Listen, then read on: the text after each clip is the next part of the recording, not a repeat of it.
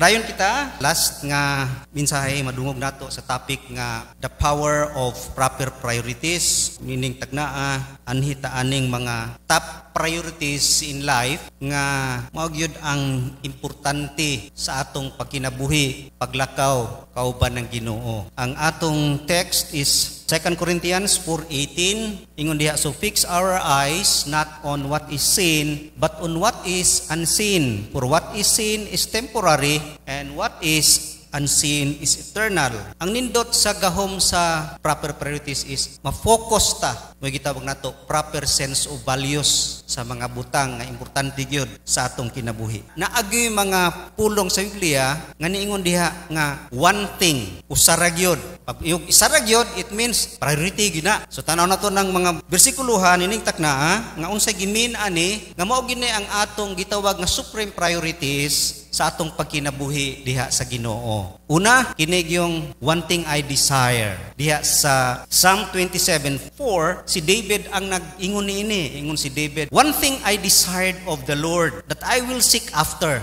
that I may dwell in the house of the Lord all the days of my life, to behold the beauty of the Lord, and to inquire in His temple. Si ang gipicture dinhi kanang relationship kanang mga sweetheart no lover nga hugot kay lang relationship nga to behold the beauty kana bitong mag-uban ka mo sug-ong ra gyud ang lalaki sa beauty sa iyahang gihigugma nga naa gyud ang love relationship. Mao na ang gipasabot ni David, gusto gid ko nga one thing isa ra gyud ang akong gi-desire, to be in God's presence, to behold His beauty, to seek after Him. Mo nang si David siya ang gitawag diha sa Acts 13:22 nga a man after God's own heart. Kay grabe gyud ang iyahang love sa Ginoo. So ang pasabot dinhi nga one thing I desire nga dapat mao ang priority sa atong kinabuhi is ang atong love sa Ginoo. Our love for the Lord. One thing nga atong i-priority ang ato yung gugma sa Ginoo. Tungod kay mao kana ang magmatter sa Ginoo. Mao kana ang importante sa iyaha. Mo nang usa ka question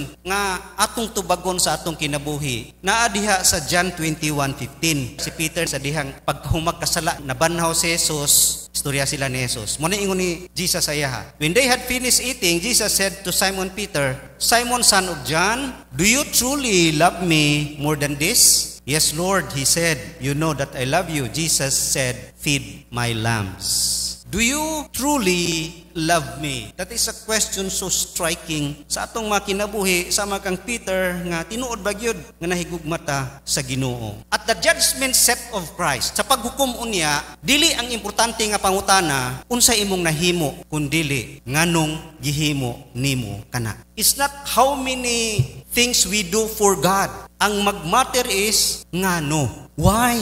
Nganong imo nang gihimo alang kanako. Ang motibo ang gipangita sa Ginoo. Mo nang it is not the number of hours we spend reading the Bibles. It's not the number of time we serve the Lord. We distribute tracts. How many souls we witness. Dili diha masukod ang tanan. Ang pangutana mao unsay rason nganong gibuhat nimo na. What's the reason behind? What's the motive behind nganong imo nang gihimo, nganong naging anak ka? Ang tao posible nga mo engage sa daghang kayong mga spiritual activities, pero ang iyahang motive is selfish alang sa iyahang kaugalingon. Sama kini sa parable sa prodigal son nga katong duha ka bata, puros gid sila naay mga selfish desire sa ilahang papa to stay. Katong prodigal ni sibat, katong usa naagi hapon siya selfish desire. Makita nimo ha, daghay muduol sa Ginoo tungod kay naa sila makuha sa Ginoo. Dili ang unsay mahatag nila sa Ginoo. Personal gain and blessings are the driving force. Ang driving force nga nung mudol sila sa Ginoo is blessing and personal nga makuha nila sa Ginoo. Selfish motive. Daghay mo duol sa Ginoo kay gusto mo ikyas sa impierno. That is selfish motives. That is selfish desire. Dili man alab ang imong tuyo gyud nganong moadto ka sa langit kay makaikyas ka sa horror diha sa hell. Nganong magbasa ta og Bible? Unsa gyud ang atong motive diha behind?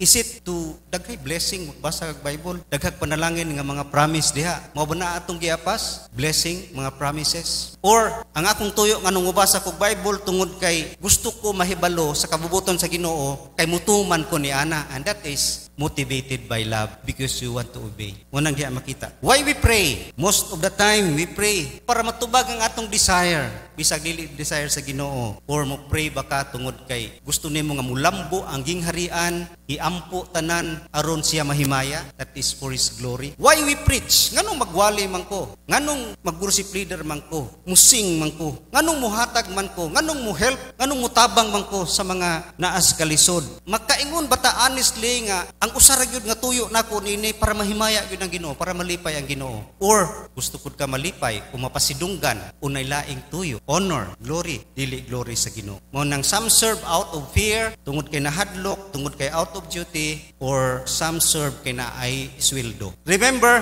nga ang tanang works sa ulahing mga adlaw will be revealed by fire. Diha sa 1 Corinthians 3:12-14. Ang tanang buhaton niya i-revealed na by fire. Sunugon. Katong mga works nato alang sa Ginoo nga naay selfish motives, mao toy mga sunog. Ang mabilin kadto ra giyong ang imong desire is to glorify, is to honor, is to please God. Because that is love. Ang motive ana is love. Mao gina ang gusto sa Ginoo. He is after our motive. Ang motibo ang iyahang gipangita kanato. Unsay rason tungod kay diha magud ma-reveal unsay kondisyon sa tong kasing-kasing. Diha makita dili sa imong aksyon kay usay mapiki man ang aksyon. Makita nato na sa kinabuhi ni Job. Si Job gi-challenge ni Satanas ang Ginoo nga maayo man na si Job sa imuha, faithful na si Job kay imo manggid panalanginan og mga kabtangan nga daghan. Mao nang gitugutan sa Ginoo nga i-test si Job, panguhaon ang iyahang tanang pamilya, mga anak, mga wala ang iyahang mga kabtangan.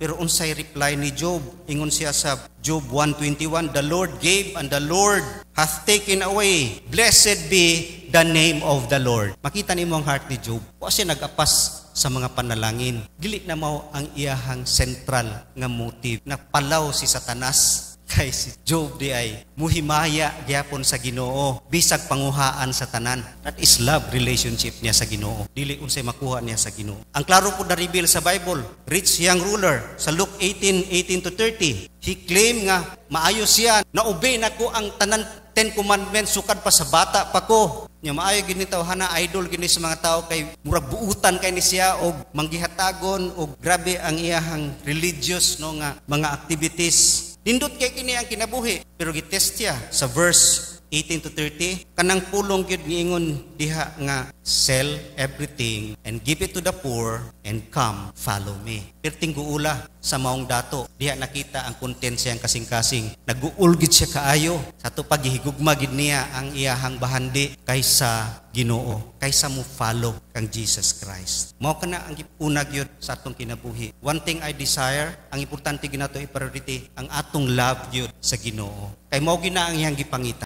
Ang tanang butang musunod ra na kung naani ang love nato sa Ginoo. Ikaduha nga one thing needful. Unsa gikinahanglan about ni kang Mary o kang Marta o ato ning nahisgutan di ta magdugay dinhi diha sa Luke 10:41-42. Marta, Marta, the Lord answered, you are worried and upset about many things, but only one thing is needed. Mary has chosen what is better. It will not be taken away from her. One thing needed. Unsa ra gyud ang gikinahanglan sa tanang butang espirituhanon? Listen to His word and respond to it. Paminaw sa iyang pulong og tumana kini. Mao na ang needful tungod kay ang pulong sa Ginoo importante gyud kayo. Luke 4:4, ang tao di mabuhay sa tinapay lamang kundi sa matag pulong sa Ginoo. It means superior ang pulong sa atong pagkinahanglan sa lawas. Tungod kay ang pulong is a food, makagrow, makashatag na to kusog, light, mugiya sa atong pagkinabuhi, mirror, makita ang atong pagkamakasasala, then seed produces fruit,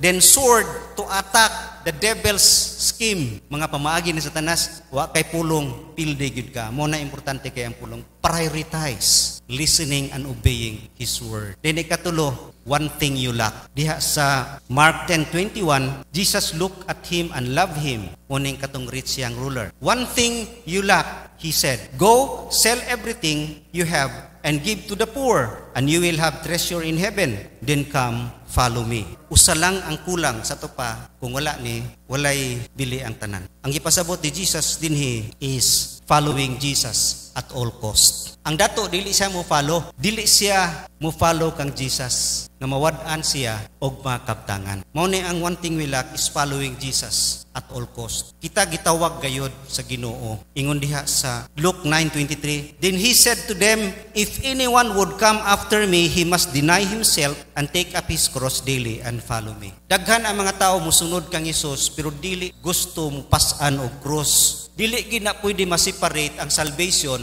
og discipleship. Ngamoingon lang kadawaton ako si Kristo pero dili ko mosunod. That is another gospel. The gospel is receive Christ and follow Him. Mo nang kinalag surrender. Mo nang one thing you lack is following Jesus at all costs. Tungod kay the cross is a symbol of separation. Mamatay ka sa imong kabubuton. Mo nang importante kaayo ni sa atong kinabuhi. Priority gyud tungod kay kung dili ka mopasaan og cross, wala ang marka sa imong pagka-disciple. Dili ka sumusunod ni Kristo. A demonstration of oneness with Christ is oneness of His sufferings. Og mao lang gyud kana ang pathway way lain. Mao ganin ang naay duha ra gyud kadalan sa kinabuhi, ang sigpit ug hawan. Gusto kag hawan, komportable, walay bawal, hala diri ka. Pero gusto kag sigpit, lisod, dagay sufferings, because you are Christian, maura gyud ni ang dalan paingon ngadto sa langit. Pagilaing dalan. There is no other pathway gawas sa pathway of the cross. Daghan ang mga tao karon nga nganong musunod sa Ginoo para panalanginan ug makita nimo dagkay simbahan nga nagsigig preach sunod sulod diri ikaw i-bless sa Ginoo, blessing ang iyong material. Daghan koy mo adto. Wa gyud magtudlo og cross bearing. Mo nang importante kini one thing you lack. Kinahanglan kini sa atong kinabuhi aron ato gyung ma-prove nga we are His disciples. All gift and talents will only be wasted if we avoid the pathway of the cross. Sayang ang atong mga gasa o mga talento. O nang ato yung tanaw ng atong kinabuhi. Nagapasan ba ta karon og cross? Kung wala, murag dili ta disciple ni Jesus Christ. And lastly, one thing I do. Sa lang yun ang akong buhaton. Diha sa Philippians 3:13-14, brothers, I do not consider myself yet to have taken hold of it, but one thing I do, forgetting what is behind and streaming toward what is ahead, I press on toward the goal to win the prize for which God has called me heavenward in Christ Jesus. One thing I do, unsa gipasabot ni Paul diha, is one thing I should do is to fulfill God's purpose. Tanti gid kay ni dapat priority gid sa atong kinabuhi ni. Understanding God's purpose mao gyud atong pressing nga mga pagabuhaton ini mga panahona. Si Paul nakasabot gid siya ug mao gid na ang iyahang goal, pressing ahead, forgetting what is behind, straining what is ahead. Mao ni ang atong text nga ginagamit basta New Year kay pagpanukad tungod kay naatay goal nga i-achieve. Daghan sa mga tao nga nalingaw na gyud sa kalibutan, nakalimot na gyud sa ilahang goal and purpose. Ngayon si Paul diha, forget what is behind, kay malulong ka diha, malingaw ka diha. Press on, it is a command nga mo exert gyud og effort to fulfill your purpose. Purpose para kang Paul, goal sa Ginoo kang Paul is to preach the gospel to the Gentiles. Mo na ang iyang goal gyud sa kinabuhi, mo nang gihatag sa Ginoo kaniya. Mo pud na sa tong kinabuhi. Ang atong call gyud is to grow. That is our congregational call. Pero atong personal goal na atay matagusa nga gi-design sa Ginoo nga kanato. Naay gyud sa purpose sa imong anong gibutang ka sa simbahan. And understand that goal. Para kang call nasa specific to preach to the Gentiles. Mo nang matagusa kanato na agi goal o kinahanglan diha gid ta ma-focus. Mo nang one thing I do, importante kay ni tungod kay kung wala ni sa tong kinabuhi, dili fulfilled ang atong kinabuhi, dili satisfied. We look for fulfillment in life, pero dinhi ta mangita sa mga butang kalibutanon, worldly success, dili sa fulfillment sa design sa Ginoo kanato matagusa. Daghan ang wa gyud fulfillment na kinabuhi, dili satisfied. Dili gyud mo yung na Lord, puy karon pwede na ko nimo kuhaon kay I am doing your will, kay imong purpose sa akong kinabuhi. Mo nang makita nimo nga daghay nag-desire og long life, daghay nag-desire og satisfying life. Pero ang gusto gyud kana gyud duha na long life unya satisfied pa gyud. Ang nindot gyud is satisfied and fulfilled life, not exactly nga taas nga kinabuhi. Si Jesus mubo ra kinabuhi. Si John the Baptist mubo ra kinabuhi, pero they live a fulfilled life. malipayon, mabungahon ug satisfied sila sa ilang kinabuhi. Mao kini ang upat ka mga wanting nga dapat maupod ang atong gina-pursue or ginagukod or gina-prioritize sa atong kinabuhi. Munang ang power sa priorities is it will sharpen our focus. Ma-focus kita ni ana gyud mga butanga o atong makabot ang tinuod nga meaning sa kinabuhi, fulfilled, satisfied in our walk with the Lord. Magampo ta.